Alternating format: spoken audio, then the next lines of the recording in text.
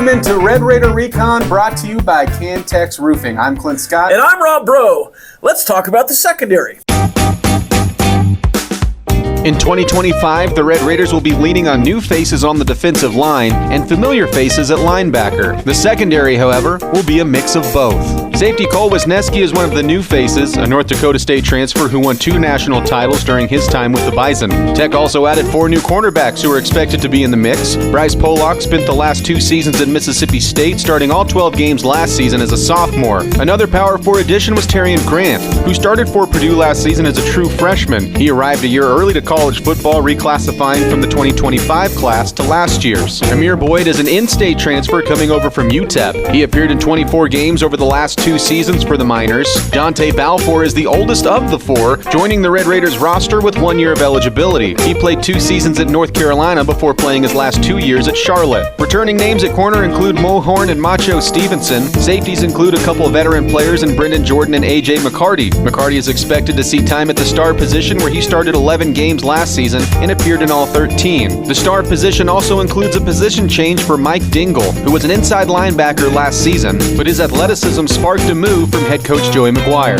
The list of returning faces also includes redshirt freshman Ashton Hampton and Oliver Miles. One player the Red Raiders will start the season without is safety Chapman Lewis. He'll redshirt this year after being injured in the bowl game, but is expected to return to play in the maximum 4 regular season games. The defense is looking to make a drastic improvement in pass defense, but can this secondary be second to none? That's right, Clint. The secondary is... You have an issue? Oh, I was letting you talk and not cutting you off. Oh, but it just... You know how were you not going to say Rob Bro? Can I not say my own name? Talk about the secondary. We're going to do the secondary, the deep... Do we need a fight? Do you want to fight? Speaking of fight. All for a point. Last season was so strange. Yes, because it was awful. And, during the season, we were all more than aware that there were serious issues there. But I just think that diving back into the numbers, are you as surprised as I am that you still got to the win total that you did? Yeah, because we knew it was bad last year. We knew it was worst in the country. We knew through 7 or 8 weeks, I wrote a story, who might replace Tim DeRuyter if he's fired. So we knew the defense was bad, but yeah, you give up 34 points a game. And won 8 games. 34 points, you were not only getting torched, but you were getting torched at the worst possible moments. And I look at games at like ACU. This is what's confusing. You have games like what you did against ACU, and then games late in the season too against Oklahoma State. Both TCU teams, even. Well, if you look at those as bookends of where your defense was non-existent throughout the whole game, but then you look in the middle and you have games like Iowa State, at Arizona, that just make no sense.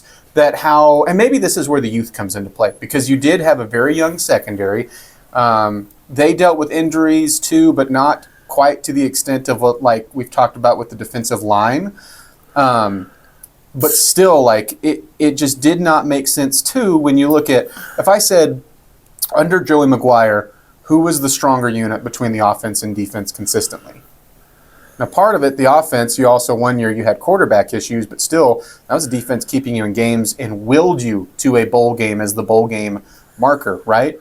And like in 2023, you were, at least statistically, you were well in the top half with pass defense, and you've consistently gotten double-digit interceptions, and I'm not saying it's been this dominant defense or anything like that, but the drop-off was just astounding, shocking. Yeah. I'm not... Pliable. I'm not... You're still stuck on that. Do we need to fight again? Professionals. I think with how drastically bad it was, and it just kind of came out of nowhere. Yes. I think is what floored me.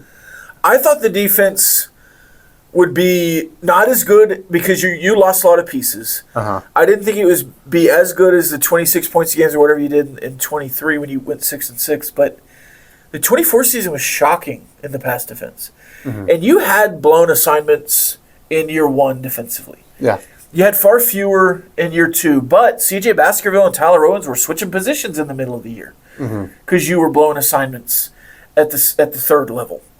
But it just felt like every game, except for maybe that Iowa State game, there was some sort of just massive blown assignment. It lost you the TCU game.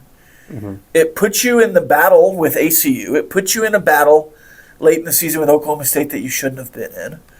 And the offense was nearly perfect in that game, and you had to score at the very end to win, or at least stop them from scoring to win. So frustrating was, if we were playing word association, right, and you gave me text defense last season, I would just say frustrating in all accounts, because there were times when the defensive line and the linebackers and the rush defense was really solid. There were times in the pass defense against the Houston Texans wide receiver core now was really good. And there were other games where you just were downright awful. Yeah. And I understand why Shea Wood is here now. And I understand why you went and got 4 cornerbacks out of the portal. But I think there are a few returners here that will be productive this season as returners. And I think part of the issue, too, yes, you can nail down and just hammer on the young players and why were you so out of position? Why was there no communication? And you can go circle specific plays like late against TCU. But I also think that there was some pretty poor self-scouting. And I think that was fixed this year on a lot of fronts. And, that's unfortunately, as much as we don't want it to happen as fans, sometimes that's going to happen. And it just happened to be, to me, poor self-scouting in a lot of units defensively. And by that, I just mean putting a lot of faith in players who weren't ready necessarily to have that much on their shoulders, but I think can make strides this year with some of the guys that came back. And so when you look at some of the bright spots from last year, I'm just going to, throw some names at you, and you tell me agree or disagree. Mohorn, easy one for me. Yes, I think he's the top. I would put both A.J. McCarty and Brendan Jordan on that list. Certainly needed. I'm not saying so much bright spots, but they did have bright moments from game to game.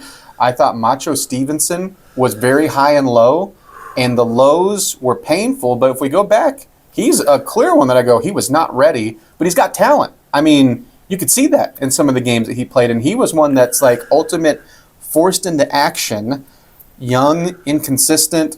The highs get washed away because we remember the lows more. But his final game was so bad. Yes. And the Arkansas game was so bad. But every single one of those guys, as much improvement as I think is going to be on the defense, for different reasons, you needed them back. You needed another corner that you can trust, that you've seen in action in Mohorn. We'll get to Chapman Lewis in a moment.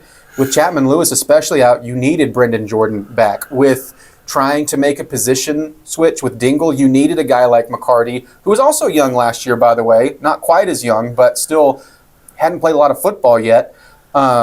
Actually seen the field, and then had the missed year with the eligibility issue coming over here 2 seasons ago. But you need a guy that has made 11 starts there and maybe can do some different things that Dingle isn't ready to do yet at the star position. You need all of those guys back. Mohorn is the leader to me. I think when you look at him, he had maybe one of the best stretches in the secondary when you go his play against North Texas, Arizona State, Cincinnati, and Arizona. And then he was also really good against Iowa State and really good against West Virginia. And then when you have some of the bad, it's like everyone was bad that game. Yeah. I think Chapman Lewis would be my 1B, but he's not going to play for the first 8-ish weeks. He would be my first pick if he wasn't injured. So I do think there is some conversation there, and I'm very excited to see him close out the season. I think that'll be big for Texas Tech. Brendan Jordan's been weird because he's a guy that just had to play as a freshman, kind of like a Joseph Adedire early on. And then kind of just won the job last year with A.J. McCarty and played quite a bit. And this year he's going to move back to one of the back safeties in place of Chapman Lewis for the first however long. So it'll be a new experience for him, but I have faith in Brendan Jordan. And then I think it's really interesting how I think you're going to have a run-stopping star that can play a bunch of downs, and then a pass-stopping star that can play a bunch of downs. And that's going to be Dingle and McCarty. I'm very excited for Dingle to get more snaps. I think he's valuable. And if you watch Houston last year, their star was a hybrid, could do both really well. And in a game against maybe Utah with tight ends and the run game and not as much of a passing threat, that guy you're playing a 4-3. That guy is a linebacker. Kind of a 4-3 over. Yeah. And then playing against maybe a TCU, he's a nickelback. So you line up against Houston this year, and you might have Dingle play 60% of the snaps, 70% of the snaps, depending on how the game's going. If you line up against Arizona State and they've kind of abandoned the run at this point, and it's no Scattaboo in town now, and they're just chunking it to Jordan Tyson, then you might see McCarty play 80% of the snaps. So that's going to be a really interesting dynamic with those returners because I think they both have different skill sets at the same position. And I think, well, first, just jump back to this. Side question. Have you heard Scattaboo's name more now that he's not at Arizona State than when he was outside of Big 12 championship and playoff game, Certainly specifically that day? Certainly in the preseason. 48 hours. Preseason last year, Cam Scattaboo was on the all-name team and was not thought of to be, an all Big 12 performer at the end of the year. And he certainly earned his stripes throughout the season. But yeah, he's more important for Arizona State this preseason than he was last preseason. And when he was in the all name team coming into the year, half of it wasn't even getting the name right. It was Scatabo. Yeah, right. Who's this Scatabo kid? Yeah. Anyways, back to to the star. That's bothered. It's something that doesn't affect me and shouldn't bother me, but it does anytime you bring up Arizona State. They're going to suck without Scattaboo, though. Yeah. He played defense for him, too. He did. Right. He kicked. He was the quarterback. And he could pass. Yeah, exactly. Yes, Booby Miles of Arizona State. Right. Scattabooby Miles. A.J. McCarty, I think, is interesting because he showed glimpses of being a really explosive playmaker in the secondary. I say but 2 interceptions. He was one of 3 Red Raiders that had multiple picks. Also, with Brendan Jordan, going back to him, he ends up, at least percentage-wise, as your best cover guy. Like when you go with completion percentage against him, he led the team. And again, it wasn't like this elite number, but when you're hanging around in like the 56%, it was better than what you were doing throughout the rest of the secondary. The star position between McCarty and Dingle, the other thing I think is interesting, and we'll get into Dingle a little bit more, when did Dingle shine as an inside linebacker? It was like 3rd and longs. It was passing situations. Yeah. So it's interesting to me blitzing, that kind of stuff. To move him there, and then the thought of him maybe not being on the field in those situations. Does he move over? Do you keep them both on the field? Is that something that, if they think he's dynamic enough, and I think he is, but if the coaching staff thinks he's that dynamic, there's nothing that tells me it's going to be, just a 1-for-1 switch every time, or you'll never see McCarty and Dingle on the field at the same time. That doesn't compute to me. And it has to be that Dingle is good enough at coverage and McCarty is good enough at run stopping. So it's not a 1-for-1 switch. It's not hey, Dingle's on the field, they're blitzing. It's 3rd and long, Dingle's on the field, blitz, They just blitz. have one poster with Dingle's face. Blitz. Dingle! So McCarty! They have to be able to do different things. This is Michigan. Right. Yeah, TCU, yeah. So I think there's going to be some overlap there, certainly. Yeah. But I think there's some pretty clear differences in the two, And maybe Dingle is athletic enough and he's picked up safety enough and has played enough coverage in his career through high school and otherwise that he just picks it up and has supplanted, and it's like a whole new position. But I do think there's some game-by-game basis. And really, like, who's on your schedule, right, beyond in the conference? Mm-hmm. Like, you don't play TCU. You play BYU and Jeff Grimes. You play Utah. You play Kansas State. You play West Virginia and Rich Rod. It's going to be kind of a spot the ball, hard edge, read option kind of offense. He has said his offense hasn't changed since 20 years ago when he was there originally, which I thought, one, was an interesting thing to just come out and say. Right. So you're going to play a lot of teams that have... Did you say BYU and Jeff Grimes? Yeah. Wisconsin. Jeff Grimes is at Wisconsin. Yes. Jeff Grimes is at BYU before Baylor. Yes. Jeff Grimes went to Kansas. 1 year, and then now accepted he's the at job to Wisconsin. Yeah, okay. Wink, wink. It was that good at Kansas last year. But yes. Similar offense. Yeah. Tight ends. Certainly wouldn't think that they're trusting the quarterback at BYU to be making a bunch of plays this year. You're not playing a lot of air raid teams, is what I was getting at. Yes, agreed. Sorry, derailed. No, you were right. That was a good catch. I was 5 years in the past. It just spun my head. For someone who watched a lot of Jeff Grimes last year, yes, awful. I just had nightmares. Well, you got to hit rock bottom before you can get better.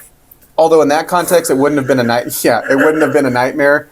It would have been like, oh, we're going up against Grimes. All right, let's right. circle that week. Yeah, it'd been a dream matchup. You know, the other thing, and we can just dive more into Dingle right now. He is, if you asked me, what is a prototype player for the Joey Maguire style of recruiting, the only thing that's an outlier is he's not from Texas originally, right? From North Carolina, I believe. I was going to say Louisiana, but I think that was Horn. Yeah, not a Texas kid, not a big thing, but you go and look, he was a track star, state champ, athletic freak. I don't know why I'm doing the Windhorst fingers right now, but it just feels necessary. Isn't that interesting? Why is that? Why? I think... They recruited a fast guy, 2-sport star. Why is that? What's happening? Dingle, is he enough of a candidate to list as maybe a dark horse for defensive MVP? What's the ceiling? That's a better question. What's the ceiling for him? Because he's still got a lot of room to grow. I'm with you. It's not like he wasn't in actual pass coverage at all.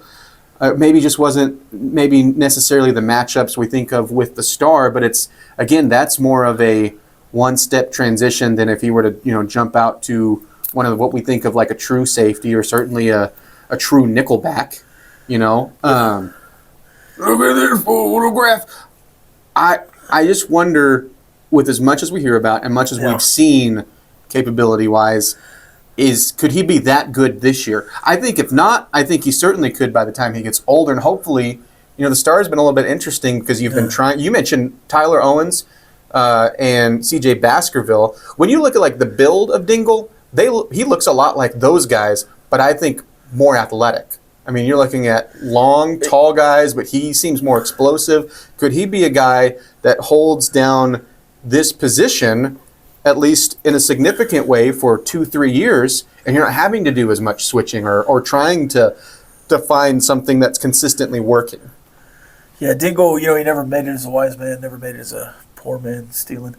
Could he be Muddy Waters? This is Sorry. Could he be Muddy Waters? Sure. That's kind of what you're looking for. That's the prototype that you're looking for.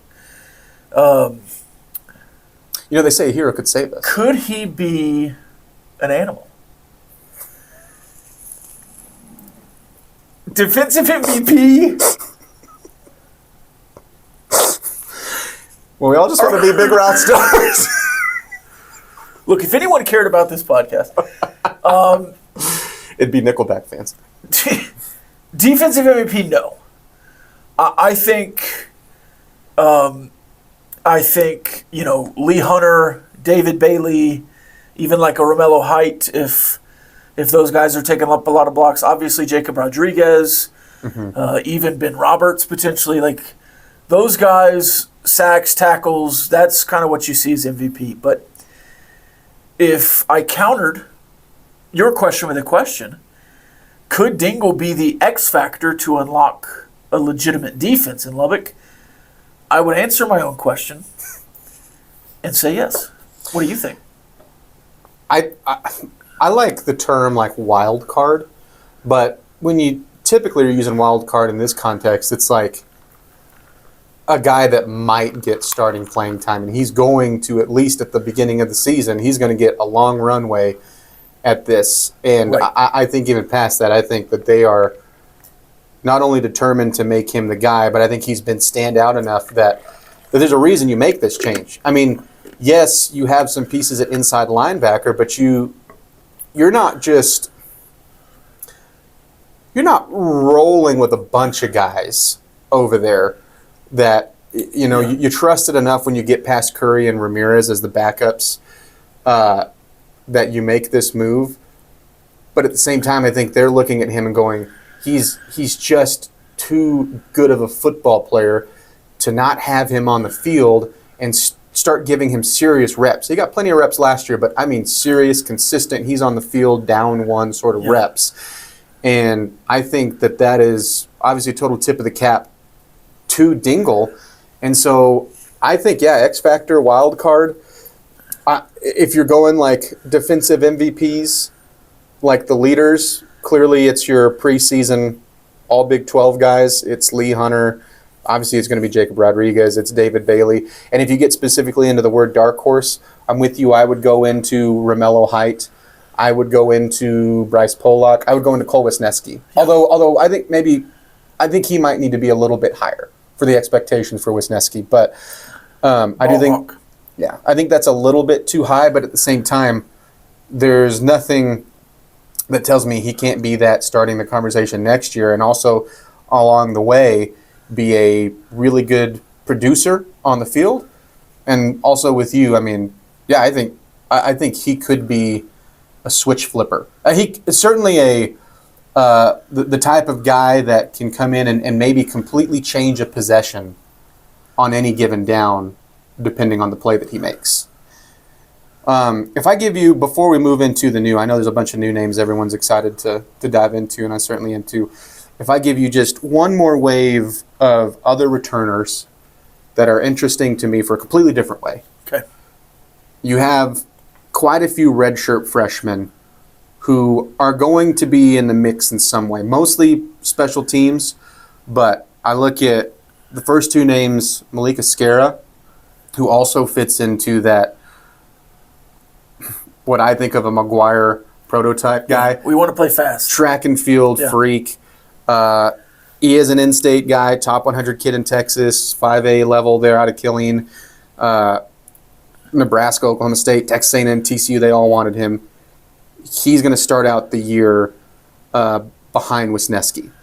And then you go to the other safety who would be third, but Oliver Miles suddenly second behind Brendan Jordan.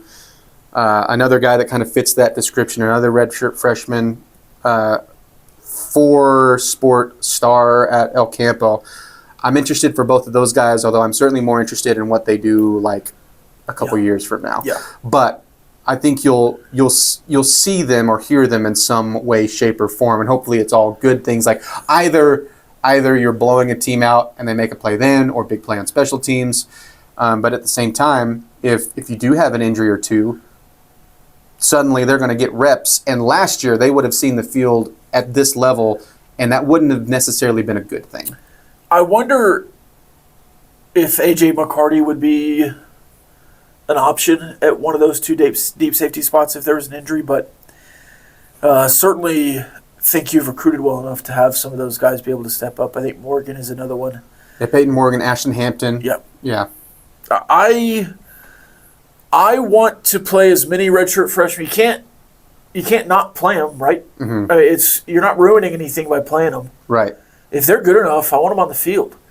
Because I want to be good this year, but I want to be great.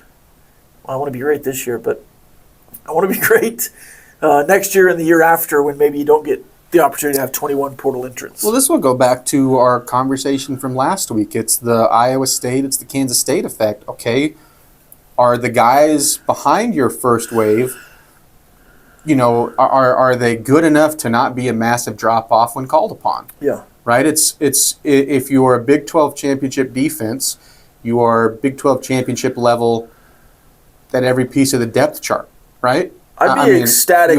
You have Big 12 championship worth actual depth.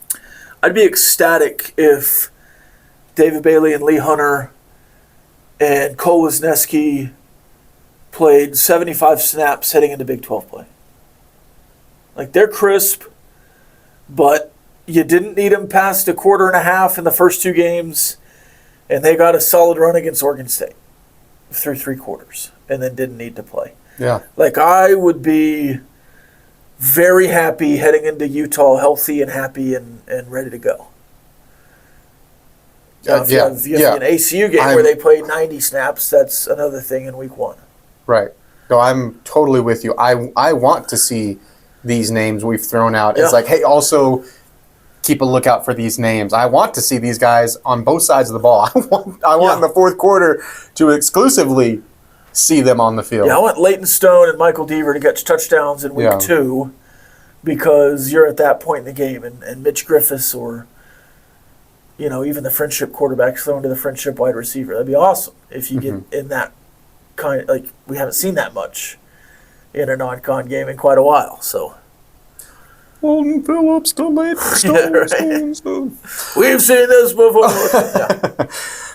Let's move to some of the new names. I think it's fair if we start at the safety spot. Cole Wisneski, to start out for me, Rob. I mean, when we say different type of guy on the O-line, on the D-line, Wisneski is that in the secondary. I mean, he's built.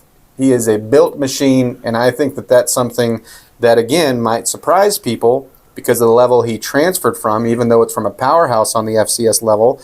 But it's a lot like Hunter Zambrano, right? Yeah. When we did the offensive line episode, and it's like a lot of people think, oh, he's this FCS guy. He's got to be undersized. No, he's pretty huge. For a safety, that is exactly what Wisneski is. Like him and Zambrano, no one is looking when they're getting their pro grades, ending it with like, yeah, but then he needs more protein, right? Right. Didn't get to play last year, obviously, after a foot injury. Held him out in the summer, but he's an older guy. He's now in his 6th year of collegiate football. He is the exact type of player that's turned North Dakota State into the dominant force they've been. FCS All-American in 2023. He did have a shortened 2022 as well, 7 games in that one, but still 8 interceptions last year, has earned the title of ball hawk, also really good in run support. Yes, there is hey, he's trying to prove it on this level, but I think he has stepped in day one, and I think he's kind of built to be a leader in the secondary because he has seen so much. And then you are expecting him to take over that role as not only a productive player, but also the older voice in the room. Yeah. Jacob Rodriguez is certainly the quarterback of the defense. He's going to wear the green dot. But I would expect Cole Wisneski, if somebody's lined up wrong, to notice. Yeah. You didn't have that last year. No. And there was miscommunication, but it looked like the defensive line knew what they were doing. It looked like the linebackers knew what they were doing. It looked like the secondary knew what they were doing. Maybe the corners at times and the safeties at times, or one half of the field versus one half of the field. But nobody knew what the other positions were doing. Yeah. And so you're running a zero blitz in quarters coverage, and the whole middle of the field's open because nobody's there. Because you're running prevent and blitz at the same time, and nobody. It's like, wait, what? It's 3rd and 6. There's a slot standing there wide open underneath. So I do expect some more cohesiveness, and I think Cole Wisneski's going to be a big part of that. He's a former linebacker at the collegiate level, similar to Skylar Gill-Howard. They just went different one of them went one way, the other one went the other. So I think both of those have skill sets that match what they do. I think, if Wisneski's going to play 8 yards off the line of scrimmage and be able to be in the mix, that's what Iowa State does. Iowa State has safeties that tackle like linebackers, and that makes their defense better. Mm-hmm. Can he keep up deep? Can he communicate effectively? Can he withstand the rigors of a Big 12 season? Will his frame be an advantage like it was at the FCS level to kind of body tight ends and slot receivers and do what he needs to do? Those are all questions we're asking. But I think some of them are like, hell yeah, he can. And some of them are like, well, we don't know. Like the standing up to the rigors of a Big 12 season, we don't know. Because he has missed a year and a half in the last 3 years. So we'll have to see how that goes. I hope that he answers all of those questions with great aplomb. But I do think there's some questions with Wisneski. There's a question here about where does he fit in the portal class coming in. I think he's top. Defensively, I think he's top 3. I'd put him behind Lee Hunter and David Bailey. Yeah, sure. And then offensively, you probably put it behind maybe 2 more. If you're just kind of like, hey, is Terrence Carter going to be what Terrence Carter wants to be? Did you see his tweet, by the way? No. I think David Pollock from ESPN tweeted, blank is going to be the best tight end in 2025 or whatever.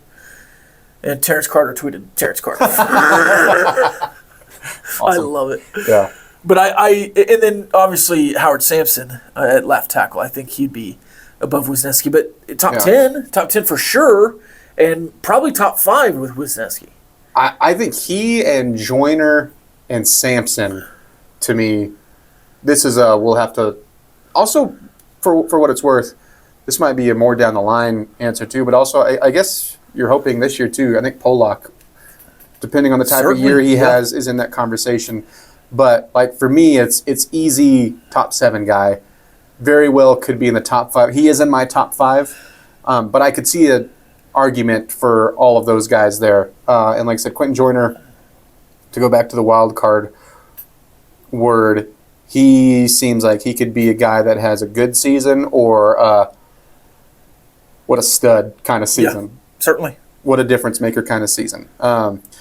And, you know, Wisneski, the other thing that I love about him other than just like talent is, you know, CJ Baskerville, I hope we remember him fondly. Because he was asked to do a lot of things and moved around, and I thought he did good just about at everything that he was asked. But one of the things that he did was in the secondary, I thought he was your physical tone setter. And he also made a bunch of plays for you. He had, you know, enough interceptions to certainly have an effect in that regard too. I think Cole Wisneski has the chance to do some of that in 1 year and maybe even a little bit better. And I think you need it to take it to that next step, and that's not a shot at Baskerville. I think he was trying to do a lot of things while a young secondary, and you can go with Braylon Lux too, who was dinged up while a young secondary was falling apart around them. But I think Wisneski might have that tone setter, almost secondary general kind of effect out there. So that's there's a lot of things I'm excited about with him just from talent on the field, but I think that might be one of the things you were missing last year, and I think he might be able to fill that void. Let's go to the cornerbacks.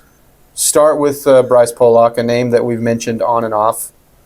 Has a chance to be your best corner this year, has a chance to be, I think, maybe an all Big 12 guy. If you look around at like the Phil Steele types, most of them have him around the second team, maybe a third team here and there. But, you know, couple of years at Mississippi State as a young guy in the thick of SEC ball, plays a lot of games, graded out really well. Just, you would expect only to get better. What do you think about Bryce Pollock? I'm very high on him. He was a top 10-ish corner in the SEC last year on a bad defense. Mm-hmm. It's really hard to be a good corner on a bad defense, especially if they're still throwing at you and you're competing. Now, if you're the only good player on a defense and they're just ignoring you and going everywhere else, that's one thing. Mm-hmm. But if they're still trying to attack you and you're attacking them and play a whole season, you play really well. He had good PFF grades, above average, well above average. He was a great get, especially if he's a 2-year player here. Which I think a lot of the guys, the same as you said with Quentin Joyner. If he's a 1-year guy, wow, he really helped this year, for one. But for 2, you just love to have those guys be for 2 years. But I think Pollock and Horn are going to be top half of the Big 12 corner duos. And I think a lot of it is going to be Pollock and then the growth of Horn. But I think Pollock is ready-made. Agreed. Especially with the growth of Horn. I think that because the secondary was so bad last year, I think you're... Why are you so red? So I'm trying not to be 12 years old. I'm not doing very well at it. But I think your secondary was so bad that maybe your pair of cornerbacks is getting overlooked a little bit. And to be fair, I don't know if there is many hyped up cornerback pairs in the Big 12 this year. I think there's some good ones. But you go back to last year, we were certainly talking about Colorado, what they had in the secondary. We were talking a lot about what Kansas's defensive back pair was. And this year, there isn't really a standout. It's kind of like the running back spot. There really isn't like a true standout group, but a lot of guys with high potential. And so I think maybe you're getting overlooked with that. But again, if I'm looking at how horrendous the numbers were last year from a national standpoint, I certainly get that. And I'm not saying anyone of the national talking heads are doing anything wrong with it. I just think that this group might surprise people. And also part of it too, of what I keep going back to is, for me, you looked at the young secondary last year and pick a reason of when the young guys were bad, whether out of position, lack of communication, or like you said, in the right spot, but not necessarily gelling well with the other position groups, or just at times just getting beat. Just getting beat by older players, or maybe in some regards, better players. And I think you brought in some guys who are here to win one-on-one battles when called upon. And Bryce Pollock is the ultimate example of that. And I say win one-on-one battles on the defensive line as well. Win one-on-one battles whenever you're blocking on the offensive line by yourself. One-on-one battles when you get that from a receiver standpoint. If people are throwing everything at Caleb Douglas or Coy Aiken. The face of that to me, though, is Bryce Pollock at the cornerback spot. Now, I'm not saying it's going to be Pollock Island or anything like that. If it is, great. But I think you should be able to consistently trust him at the cornerback spot. And something else, the portal world, Rob, is dog eat dog. It is vicious. And when I was originally looking at the commitment of Bryce Pollock, I was looking at the Mississippi State angle. You had so many beat writers going like, they have a gym, they have a young star budding in Mississippi State. Egg Bowl beware. While everything else is down, we've got Bryce Pollock. Oh, man, and now he's not there. Yeah. Hate to see it. You hate to see it from them, yeah. But we throw out a lot, who are we not talking about enough? And he's the poster boy for a lot of things to me. Certainly that discussion as well. You have 3 other cornerbacks in the transfer portal class. The only one without any more eligibility, which I think is also a positive, is from Charlotte, originally North Carolina, Dante Balfour. And if I'm remembering right, he committed before Bryce Pollock. Yes. And we sat there and went, okay, there's good defensive back help right there. Starter. There's a starter. And then Bryce Pollock signed, and we're like, starter. Yeah, that's what we did with the offensive line too. It's like, Yeah, exactly. Jado, sweet. Oh, Zambrono, sweet. Oh, Howard Sampson. Okay. What I like about Balfour is it did 2 years, including a redshirt season at North Carolina. It didn't quite work out, but I mean, the Tar Heels were a mess in his time there too. But he's a top 30 guy out of the state of Florida when he's coming out. Yeah. He's rated well. The talent is certainly there. Now, stars beside names only mean as much as those players make them. But I think he's had a really nice turnaround at Charlotte. And then you look at what he's done for their program and matched the individual season for pass breakups twice, getting 11, and those 22 in 2 years set a program record. Yeah. And so I think he is another one that certainly helped by Mo Horn and helped by Bryce Pollock when he's going to be on the field with those guys. I think there's a clear reason why he's going to be cornerback number 3 to start the season and first off the bench and is going to see plenty of time, but also is an experienced guy. And I think with some of the younger guys that you've brought in too, I think it's good to have that voice. Yeah, sometimes when people are looking at transfers or recruits, you can, especially at the high school level, you see, well, here's a 3-star guy from, Lamesa, or a 5-star guy from Dallas.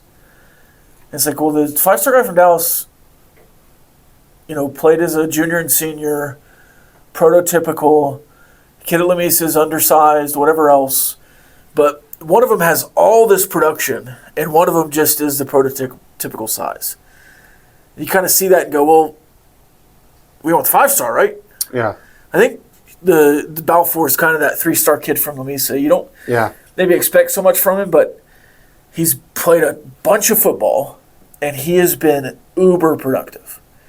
And I kind of maybe make Terrian Grant, that 5-star kid, he was a 5-star coming out of high school, reclassified, got dropped to a 4-star, committed to Purdue, does not have the collegiate production yet, but performed well against really good teams in the Big Ten on a bad defense, and then came home to Texas, here to Texas Tech. So I don't expect him to be as productive in year one, but both of those types of transfers are important, I think, because one of them, you're basically just got another high school kid. They call it 19 high school kids and 20 transfers, or whatever you want to do in this class. Yeah. But on the other end, this super productive guy, I maybe worry about Wisneski coming to the next level or Skylar Howard. I don't worry at all about Balfour at the next level. Well, especially what you're bringing him in and asking him to do. Yeah.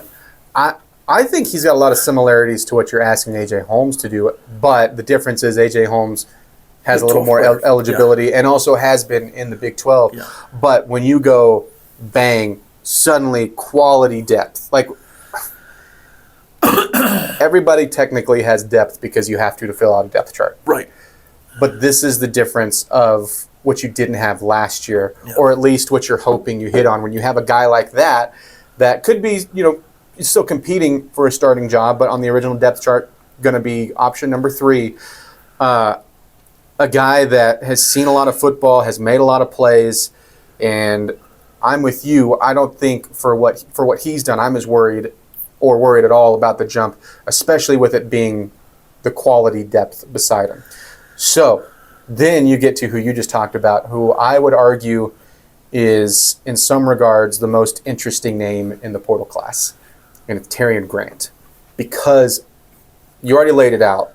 But if you don't know Terrian Grant's story over at Purdue, you might go, how does the top kid in Tennessee, how does a 5-star, what was going to be in this class, wind up at Purdue when everybody knows Purdue is bad? How does a guy with offers from, you just stop me whenever you're impressed. All right, LSU, Oregon, Alabama, Miami, Michigan State, Michigan, Florida State, Texas A&M, Indiana, Auburn, Tennessee is home state, Virginia Tech, Louisville.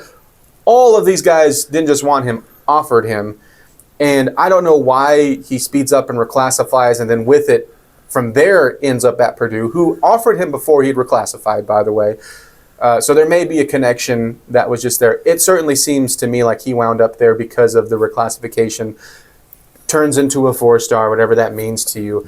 But you want to talk about a measurables guy, and this is why they're excited on him, because they're recruiting him, like you said, like he's a 5-star in this class. And it's not like he doesn't see the field at Purdue, but he was going into what we overdo this too much when you have guys that reclassify in every single sport. But in football, it is insane to me.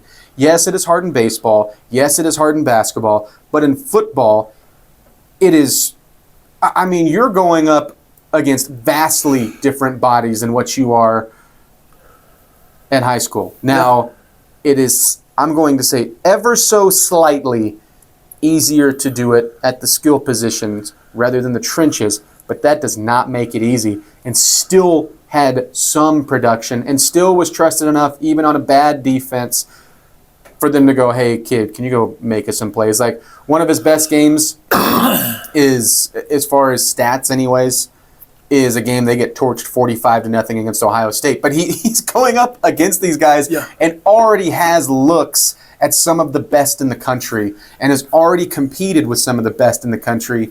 And so you go, okay, by the way, red shirt's still available.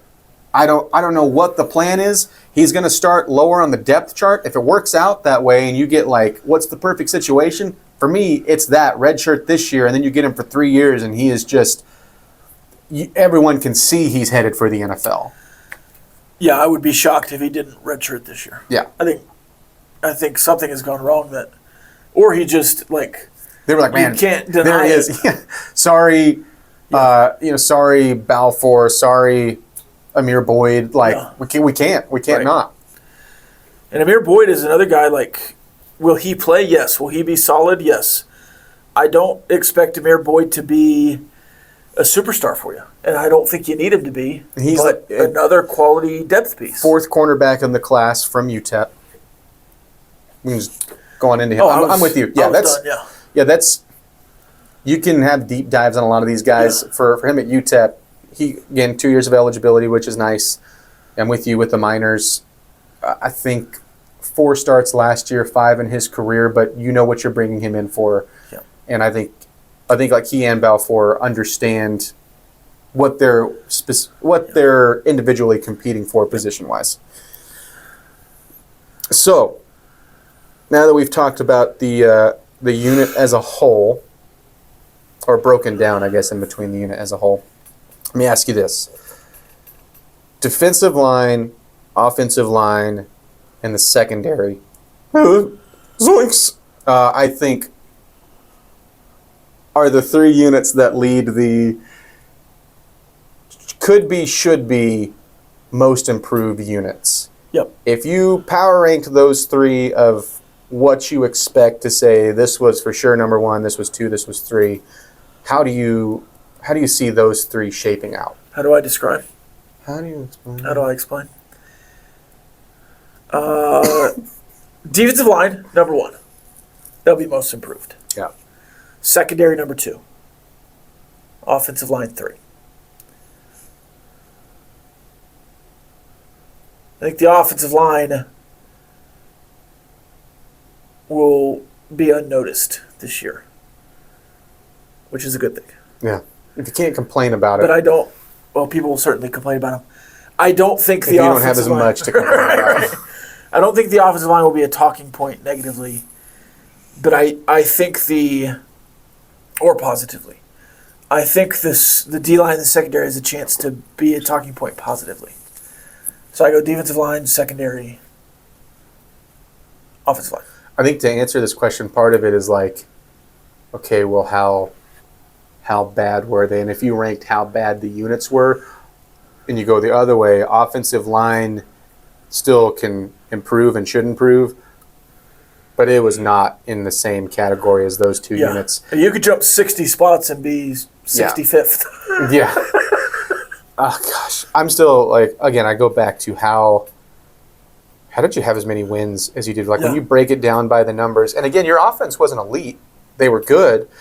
I don't think they were necessarily good in the best moments, but with that, when you pair it together, that's usually a 6-win recipe. So the more I think about last season, the less it makes sense to me. Yeah.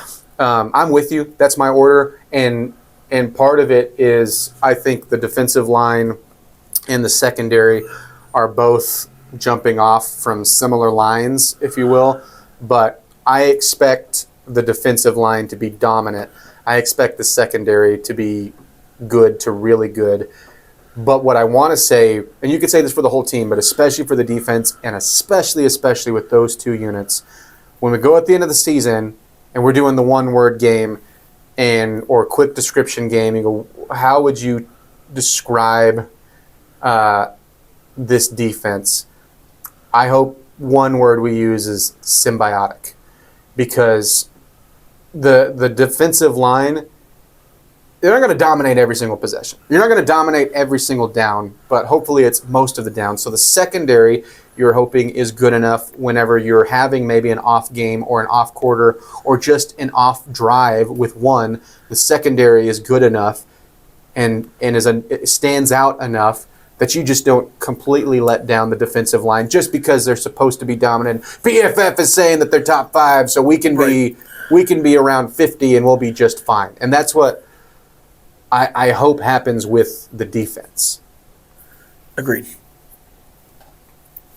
And much also like the defensive line, I also think where you have improved with some of your, specifically your older players and your frontline players, hopefully do what the defensive line does, and also pay Balfour or Horn is really good because of Wisneski. Yeah. Brendan Jordan has taken a step forward with the help of Wisneski, and AJ McCarty is looking good because of those guys. Dingle, that transition looked seamless because you weren't having to worry about other pieces in the secondary. Yep. And the secondary as a whole has improved because the defensive line is getting pressure. Yes, exactly. Fan question of the week?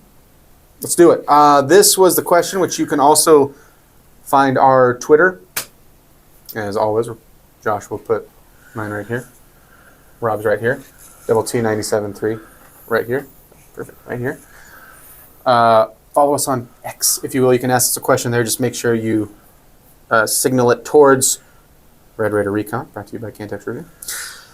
This week's question, Rob, how would this year's secondary fare on last year's defense?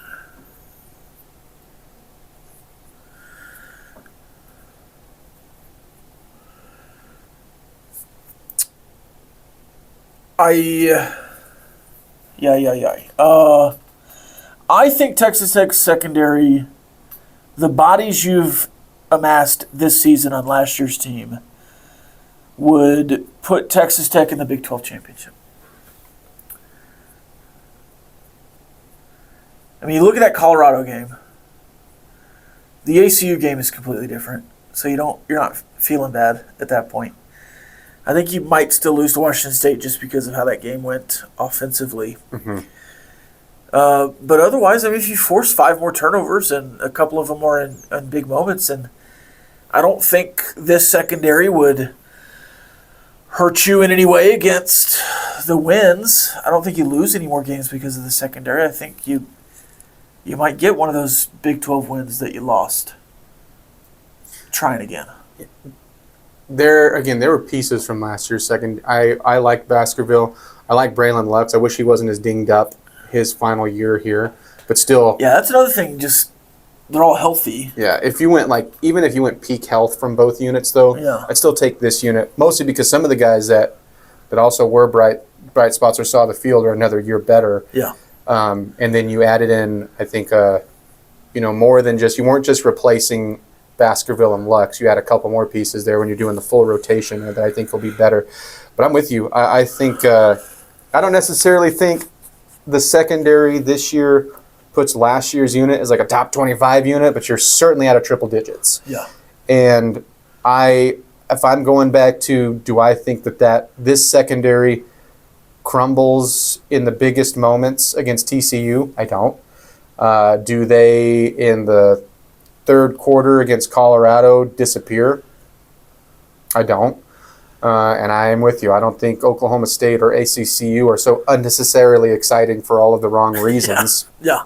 And so that's something else that I'm, I keep on seeing, and I understand the typical Tech mindset, right? I get it. Right.